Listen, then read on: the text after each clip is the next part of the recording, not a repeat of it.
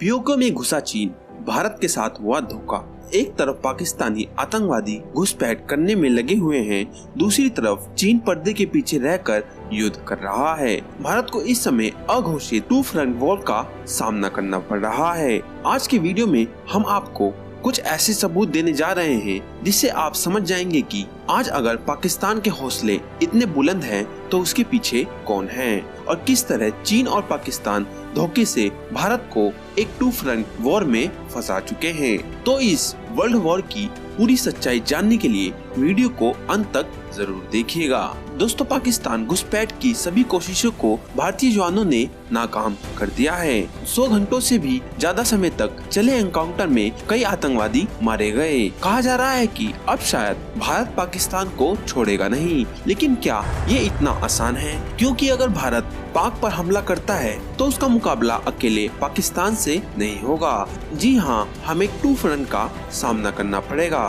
वैसे तो जरा वीडियो को ध्यान से देखिए। अनंतनाग एनकाउंटर में मारे गए आतंकवादियों के पास से भारी मात्रा में असला, बारूद और हथियार बरामद हुए हैं और ये सभी हथियार पाकिस्तान के थे। पाकिस्तान में रहकर ट्रेनिंग लेने वाले इन आतंक के सरगनाओं के पास ये हथियार कहां से आए?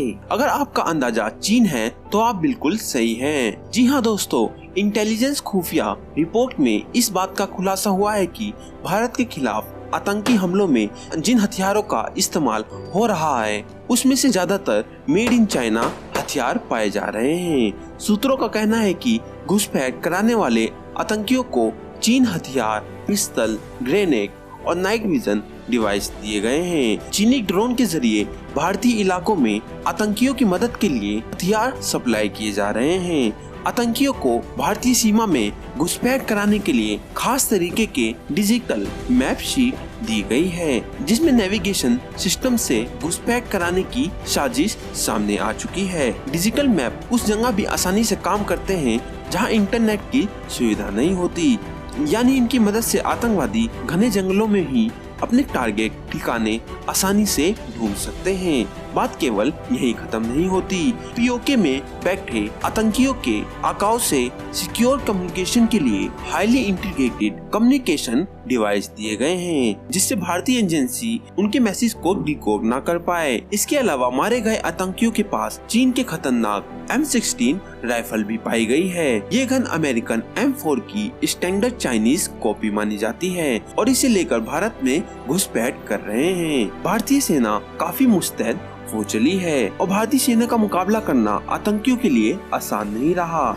इसलिए अब ISI एक गन की जगह M16 को भारत में डिलीवर कर रही है और जिस भारी तादाद में हथियार बरामद हुए हैं उसे भारतीय सेना के माथे पर बल पड़ गया है, जिसका सीधा सा मतलब है कि पाकिस्तान की नापाक हरकतों के पीछे कहीं न कहीं चीन का हाथ है। चीन पाकिस्तान के कंधे पर रखकर बंदूक चला रहा है। इस तरह से वो सीधे जंग में न उतर कर भी भारत के खिलाफ जंग लड़ रहा है और ये भारत के लिए चिंता का विषय है। अगर भारत पाकिस्तान के खिलाफ कोई भी एक्शन लेता है तो उसका मुकाबला केवल पाकिस्तान से नहीं बल्कि चीन से भी होगा, यानी कि एक टू फ्रंट वॉर होगी जहां भारत को एक साथ दो मोर्चे पर जंग लड़नी होगी। वैसे तो पाकिस्तान कभी भी सीधे सीधे भारत से जंग के बारे में सोच नहीं सकता। वे जानता है कि अगर उसने ऐसा किया तो उसका नामो निशान मिटाने में भारत की सेना को ज्यादा वक्त नहीं लगेगा। इसलिए सीधे सीधे जंग का आगाज न करके प्रॉक्सी वॉर लड़ रहा है। पाकिस्तान आतंकवादियों को अपने देश में ट्रेनिंग देकर रेडी करता है और फिर गोलाबारी की आड़ में उन्हें भारत में दाखिल करवा देता है। उसके बाद उसका अगला काम होता है भारत में छिपे लालची लोगों को ढूंढना, जिन्हें वो अलग तरह से लालच देते हैं। जैसे नेताओं को पार्टी में बड़ी जगह देने का लालच दिलवाया जाता है या सत्ता पर काबिज होने का लालच लाया जाता है।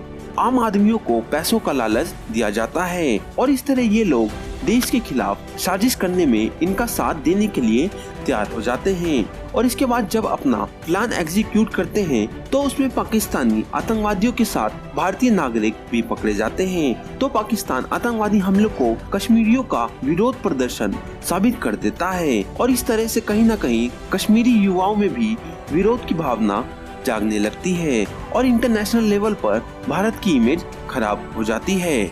कुल मिलाकर ये कहा जा सकता है कि इस समय भारत एक ट्रायंगल लड़ाई में फंसा हुआ है। यहाँ एक छोर पर भारत है और बाकी दोनों छोर पर पाकिस्तान और चीन बैठे हैं, जो मिलकर भारत पर लगातार अटैक कर रहे हैं। लेकिन हमें पूरी उम्मीद है कि पाक और चीन चाहे जितनी भी कोशिश कर ले, वे भारत का बाल बाका भी नहीं कर सकते। हमारे वीर जवान उनकी औकात दिखाकर मानेंगे।